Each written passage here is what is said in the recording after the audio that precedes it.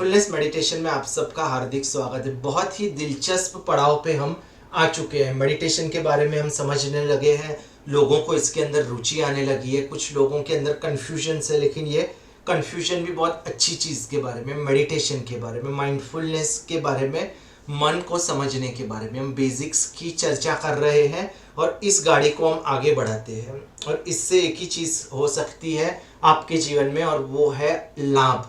लाभ के अलावा इससे आपको कुछ नुकसान होने वाला नहीं है। तो आज हम किस टॉपिक पे बात करेंगे कि हमको मन किस जगह पर लाना है।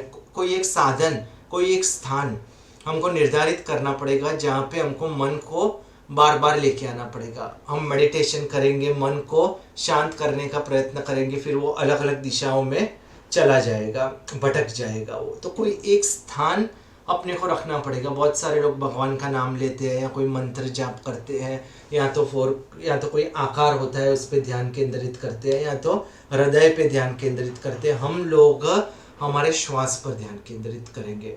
मन भटक जाए, वापस उसको श्वासों पर लेकर आइए। श्वास आया, श्वास गया। बस ये सिंपल, हमको हमारा मेडिटेशन बिल्कुल सिंप्लीफाई करना है। हमको बिल्कुल भी इसको कॉम्प्लिकेट नहीं करना, क्योंकि हमारा जो ध्येय है वो भी बहुत सिंपल है।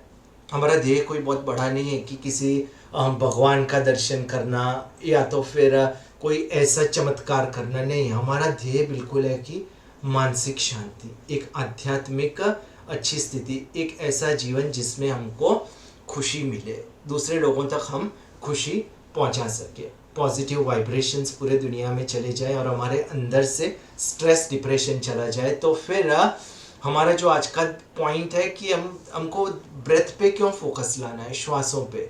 क्योंकि श्वास ऐसी चीज़ है जो हमारे पास 24 घंटे, हर मिनट, हर सेकंड अवेलेबल है। हम श्वास पे आ सकते हैं। श्वास ऐसा नहीं कि श्वास कभी बंद हो जाता है, हो सकता है कि हमारा ध्यान उस पे से हट जाता है। और श्वास की एक और अच्छी क्वालिटी है कि वो हमेशा बहता रहता है। जैसे पानी है, वो बहता रहता है, वो एक जगह पे स्थिर नहीं रहता। तो श्वास भी आता है, जाता है, श्वास कहीं अटक नहीं जाता। इससे हमें बहुत अच्छी चीज़ सीखने की मिलती है कि जीवन में कोई चीज़ स्थायी नहीं है। हमारे विचार है वो भी स्थायी नहीं है, हमारे जो फीलिंग्स आते हैं वो भी स्थायी नहीं है। तो श्वास है, उस पर हम ध्यान केंद्रित करेंगे तो वो भी हमें सीखने मिलेगा। कभी भी श्वास भटक जाता है, वापस उसको श्वासों पर लेकर आइए। इसको एक वॉचमैन की तरह मत समझिए कि जो कोई अंदर आ गया तो उस पर चिल्लाता है, अगर कोई जानवर आ गया तो उसको पत्थर मारता है। हमें बिल्कुल आराम से, प्रेम से, अगर हमारा ध्यान भटक जाता है, वापस उसको हमारे श्वास पर लेकर आना है। इससे हमारा धीरे धीरे धीरे मेडिटेशन है वो भी अच्छा कंप्लीट होगा। और इससे आपको फ़ायदा भी पता चल जाएगा। अगर आप श्वासों को अच्छी तरह से उसकी देखभाल करना, उस पर ध्यान केंद्रित करना, और सिर्फ ध्यान केंद्रित करना ये शब्द शायद उचित नहीं है। ऐसा समझिए, श्वासों को महसूस करना, ये बहुत अद्भुत वाक्य है कि अपने श्वासों को महसूस कीजिए। और कई बार आपको अगर स्ट्रेस हो, डिप्रेशन हो, और अगर आपने प्रैक्टिस की है कि श्वासों पर कैसे महसूस करना है, कैसे श्वासों पर मन लेकर आना है, तो अचानक आपको ऐसी फीलिंग होगी कि आपका शरीर है हल्का हो जाएगा। आपके अंदर से धीरे धीरे जो स्ट्रेस, टेंशन है गायब हो जाएगा। ऐसे सिर्फ करिए, ऐसे